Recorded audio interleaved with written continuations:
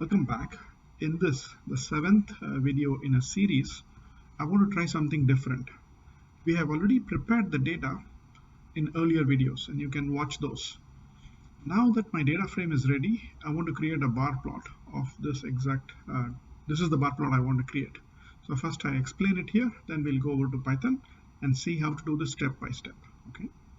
So the first thing I want to do, if you noticed, is that I've aligned all the baseline of all the wins. These are stacked bar plots, but I've adjusted it so that the wins and losses start at 0. Okay, so I call this zero basing.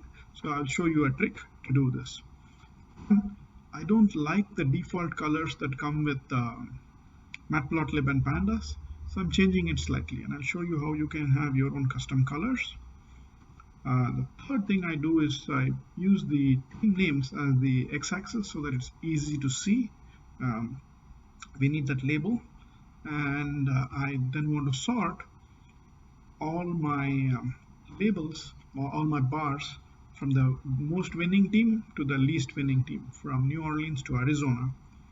And finally, if you notice, I also change my y-axis labels. Okay, these are called tick marks.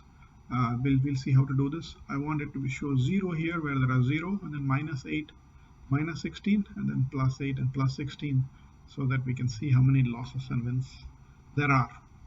Now let's go over to Python and see how to do this. Let's first look at what our data looks like. It has 32 rows, 1 for each, and 9 columns. There are a number of columns, but we are especially interested in this wins and losses column. Okay.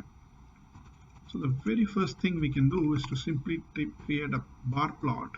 You can say kind is equal to bar. Just take my data frame and plot it, and that will do something.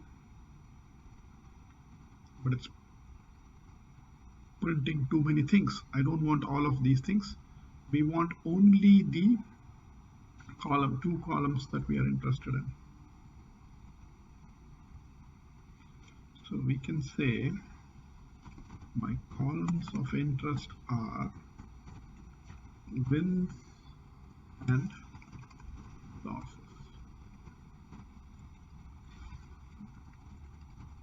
Let's not plot all of those. Good. Getting a little better. We are just plotting these two columns. Still many things to be adjusted.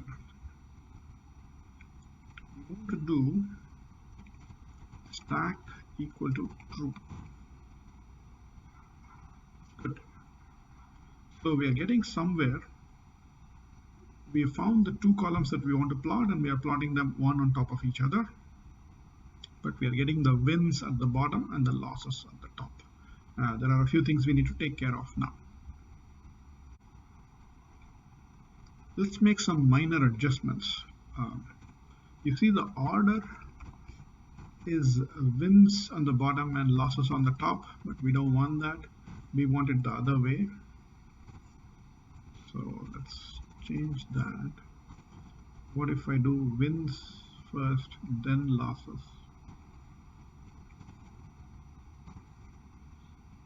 Then, okay, that's better. So the losses are on the bottom and wins are okay. Then it seems too squished, so I want to change my figure size. Again, unless you are using pandas and matplotlib very regularly, it's difficult to remember all these commands, and you're not expected to.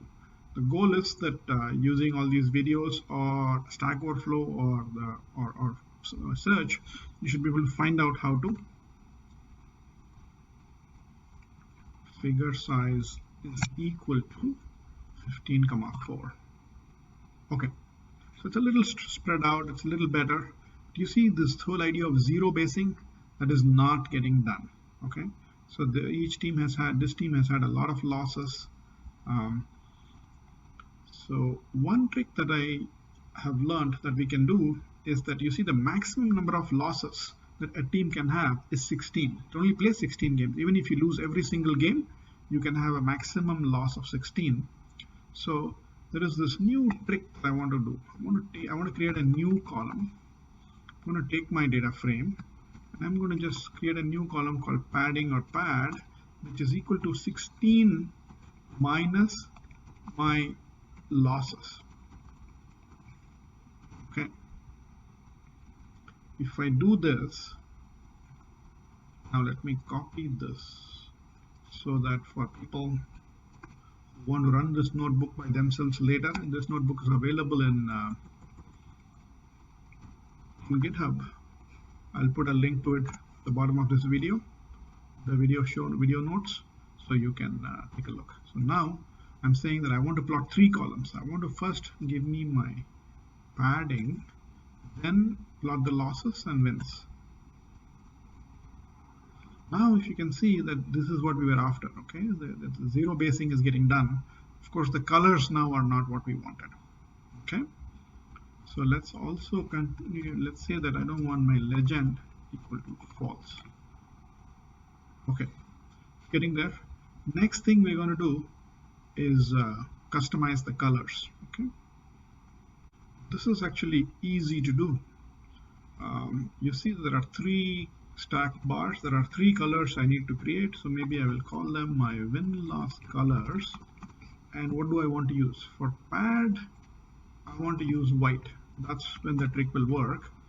And then for losses, as we saw last time, you could use red, but I like this color called light salmon, and then maybe I'll use green for my wins, okay? And so now I can just say here, please use color is equal to win-loss colors. Does this work? A semicolon will, you see this printout matplotlib access, semicolon will take that out. Oh, much better. So now we have here also made a custom color happen. Next thing, if you notice, this index, there is no team name, it's just showing 0 through 31. We don't know which team is what, but I do know that we have a column called teams. Let's use that. Okay. So for showing team names, we have to use the set index command. Custom colors already done, so let me put that here. I'm going to do set index now. So again, let me copy this so that it's easy for people who will follow this later. Let me copy a new cell, and then I'm going to take my df record. I'm going to do set index.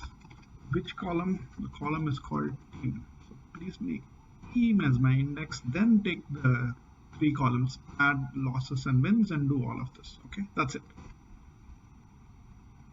So now you see what happened. Much nicer. The team names are now visible. Okay. Before I change the y-axis label, I want to do one more thing. I want to sort it. So let's do it in this. Let's be very explicit. So,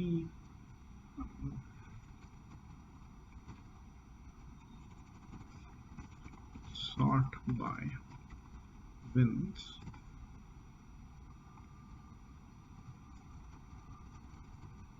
Again, I'm doing all this so that people, in case who follow and they want to try it by themselves, they can see step by step how we went about. So the difference here is that I already have my data frame. Before plotting, I want to do sort values, and but then you look at it, very nice. It is sorted, but unfortunately it is sorted in the reverse order, right? The winning team has come to the right. I want to start from the winning most, and I want it to go down.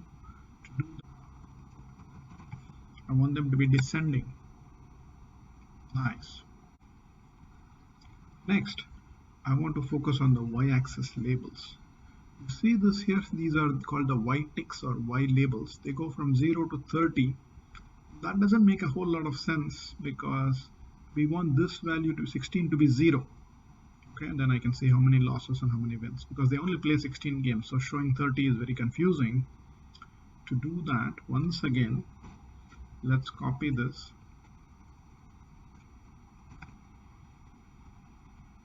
here. Then I want to show you how I figured this out. So I can ask for help, plt.yticks, and it tells me that yticks requires ticks and labels, okay, where ticks is the position or location, list of positions, and labels are array-like list of labels to use. I'll show you what this means now that I know how to do that. I'm going to create, on top, after I plot it, I can say yticks, where I want to say that my ticks is equal to, let's call them, say, tick positions, and the next argument is labels, so I can say labels is equal to tick labels or something like that. So I need to create these two lists. For tick positions, I'm going to create a list where I want it to, I know that these numbers go from 0 to 30, 0 to 32 actually, right? So let's say that we go 0, 8, 16, 24 and 32. That should be enough. So in these positions, I want my own labels, okay? Let's call them custom labels. In these positions, instead of 0, please show me minus 16. 8 is actually minus 8. 16 becomes 0, 8 and 16. This will become clearer in 1 second. So I want my labels only to go from minus 16 to plus 16 instead of going from 0 to 32. That's all. So I call this custom labels. Okay, very good. See, 0, minus 8, 16 to 80. Okay, there. It has saved it. And I'm done. So we've created the exact plot that we set out to create. Thank you for watching.